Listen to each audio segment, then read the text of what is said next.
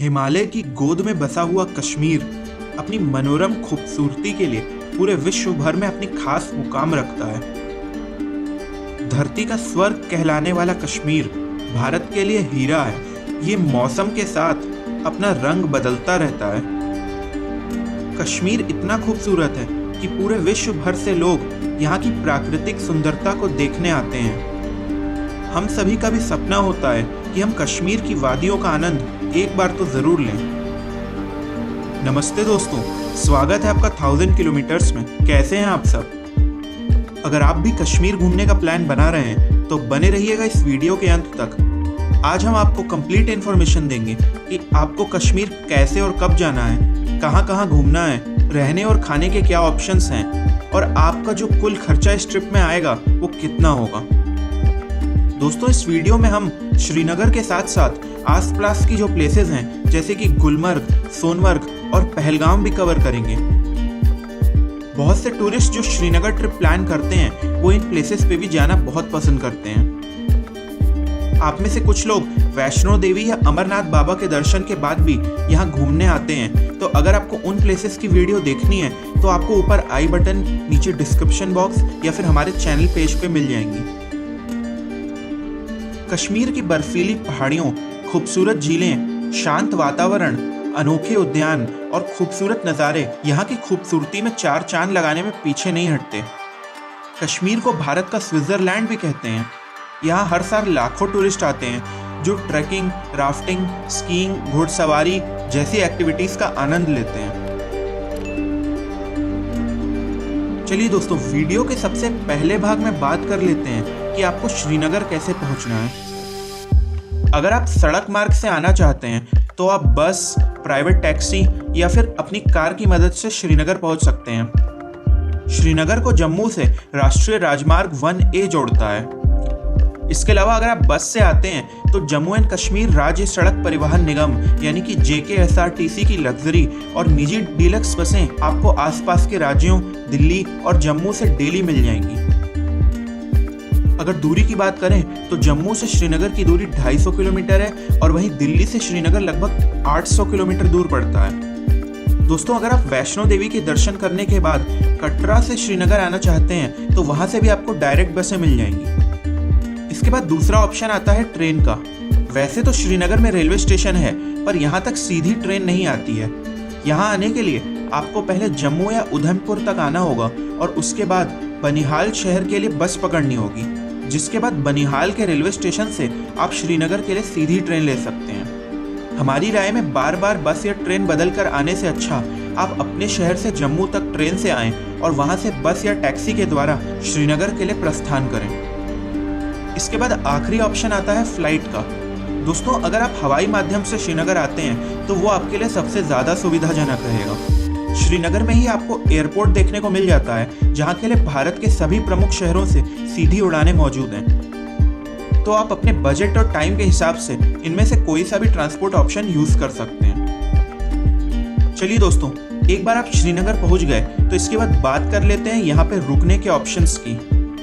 श्रीनगर में आपको रुकने के लिए बाकी सभी शहरों की तरह होटल और होमस्टे तो मिल ही जाएंगे और इसके साथ ही साथ यहाँ पर आप डल झील में हाउस बोट में रुकने का बहुत ही बेहतरीन अनुभव भी ले सकते हैं। ये एक्सपीरियंस आपको किसी और शहर में नहीं मिल पाएगा। अगर प्राइवेट होटल्स की बात करें तो आपको 1000 रुपए से लेकर 8 से 10,000 रुपए तक के होटल और रिजॉर्ट मिल जाएंगे। इसके अलावा आपको यहाँ पर बहुत से बजट फ्रेंडली होम स्टेज भी मिल जाएंगे। अगर आप सीजन के वक्त जाते हैं तो पहले से बुकिंग करा कर जाना फायदेमंद रहेगा। दोस्तों, हमारी राय में आपको हाउस बोट के अंदर स्टे करने का अद्भुत अनुभव जरूर लेना चाहिए, इसलिए आप होटल के बजाय हाउस बोट स्टे का ऑप्शन चूज कर सकते हैं।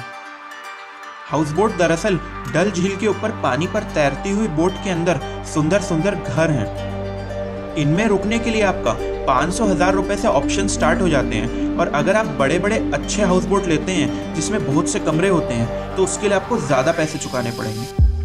अगर खाने पीने की बात करें तो कश्मीर में आपको वेज और नॉन वेज दोनों ही ऑप्शंस मिल जाएंगे और अगर आप बिना प्याज लहसुन का खाना चाहते हैं तो उसके लिए भी आपको यहाँ पर कोई खास परेशानी नहीं होगी। आपको यहाँ पर Kashmiri pulao, Kashmiri gravy, momos, mutton, chicken ज़रूर ट्राई करना चाहिए। इसके अलावा कश्मीरी कावा, जो कि एक प्रकार की चाय है, उसे पिए बिना तो आपकी कश्मीर की ट्रिप अधूरी है। कश्मीरी लोग मिठाइयों के भी बहुत शौकीन होते हैं, इसलिए यहाँ पर मीठे पुलाव, घेवर और स्वादिष्ट मिठाइयों का टेस्ट लेना आप बिल्कुल भी मत भूलिएगा। अगर थाली सिस्टम के हिसाब से बात करें तो एक आदमी के लिए खाने पर 150 से 200 रुपए तक खर्च हो जाएंगे। दोस्तों, आप कश्मीर आने का ट्रिप बना रहे हैं तो आप ये ज़रूर जान लें कि आप यहाँ पर पूरे साल आ सकते हैं। हालांकि मॉनसून के महीने को अवॉइड करें तो ज़्यादा बेहतर रहेगा। अगर आप दिसंबर, जनवरी एंड फरवरी में आते हैं तो आपको यहाँ पर भारी बर्फबारी देखने को मिलेगी और बहुत जगह रोड्स आदि बंद हो जाती हैं। इसके अलावा गर्मियों का मौसम यहाँ आने के लिए सुखद रहता है। इसमें आप अपने शहरों की चिलचिलाती गर्मी से बचते हुए कश्मीर की ठंड में बहुत ही रोमांचक और सुंदर समय व्यतीत कर सकते हैं। इस वक्त भी आपको यहाँ पर ऊंची प्लेसेस पर स्नो देखने को मिल जाएगी। चलिए दोस्तों, वीडियो के अगले सेक्शन में बात कर लेते हैं कश्मीर में घूमने की कौन कौन सी प्लेसेस हैं और आपकी कितने दिन की ट्रिप आइटनरी होनी चाहिए। श्रीनगर का नाम सुनते ही सबके मन में डल झील का नाम याद आता है। ये झील और इसके आसपास के हिमालय का खूबसूरत नज़ारा आपको बहुत मनमोहित करता है। इस झील में आप शिकारा राइड कर सकते हैं, जो कि एक बहुत ही सुंदर अनुभव रहता है। यहाँ का फ्लोटिंग वेजिटेबल मार्केट यानी कि पानी पे तैरता हुआ मार्केट पर्यटकों के लिए खास आकर्षण का केंद्र है। इसलिए जब भी आप श्रीनगर जाएं, सबसे पहले यहाँ विजिट करना बिल्कुल भी मत भूलें।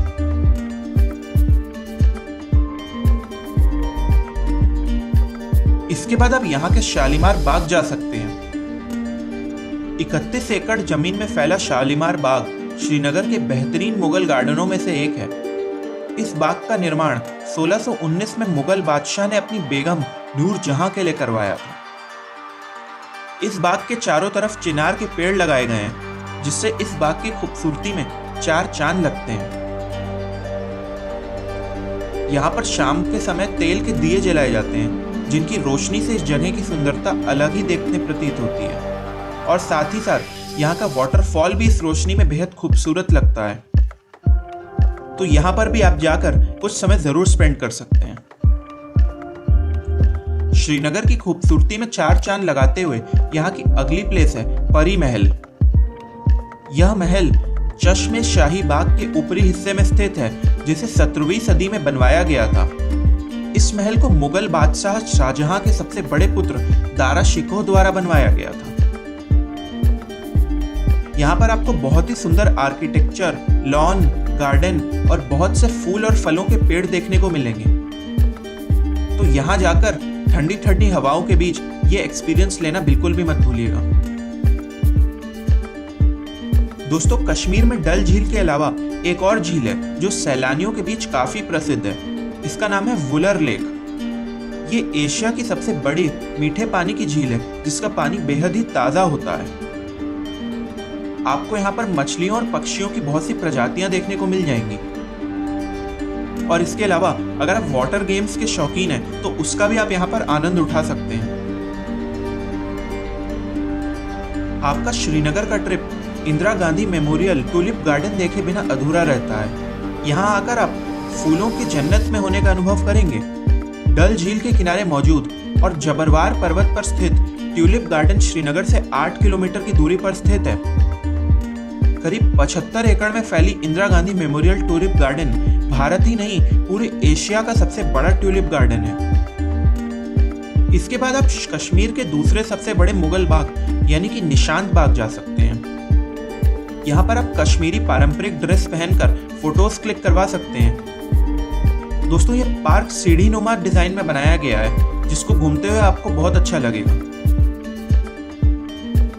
शाम के वक्त आप श्रीनगर की मार्केट्स में घूम सकते हैं। यहाँ का लाल चौक, रघुनाथ बाजार आदि काफी फेमस है।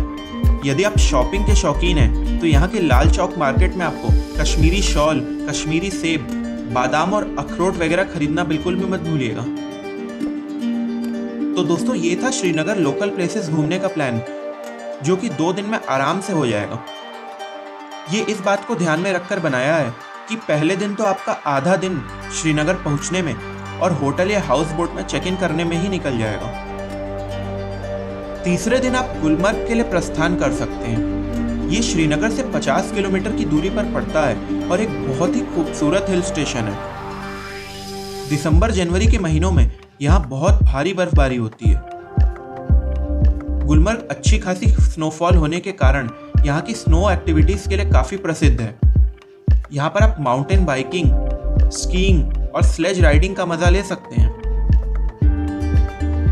अगर आप कपल हैं या आप अपने फ्रेंड्स और फैमिलीज के साथ आए हैं तो ये आपके लिए काफी अच्छी प्लेस हो सकती है। यहाँ पर आपको पूरे साल स्नो देखने को मिल जाएगी। यहाँ पर आप रोपवे की मदद से पहाड़ के ऊपर जा सकते हैं, जिसका जाने और आने का किराया 750 रुपये प्रति व्यक्ति होता है। ऊपर जाने के बाद वहां से आपको कश्मीर घाटी का बहुत ही सुंदर दृश्य देखने को मिलता है। इसके अलावा अगर स्नो एक्टिविटीज की प्राइसिंग की बात करें तो स्नो मोबाइल चलाने का किराया 1500 रुपये से शुरू हो जाता है और वहीं स्कीइंग के लिए आपको 500 से 1000 रुपये तक चुकाने पड़ते हैं। ये सभी किराए सीजन के हिसाब से घटते बढ़ते रहते हैं। दोस्तों, अगर आप चाहें तो गुलमर्ग में स्नो एक्टिविटीज और स्नोफॉल का मजा लेते हुए वहीं पर ही होटल या रिजॉर्ट में नाइट स्टे कर सकते हैं, या फिर अगर आप श्रीनगर सेम डे वापस आना चाहते हैं तो आप वापस आकर यहाँ पर भी स्टे कर सकते हैं।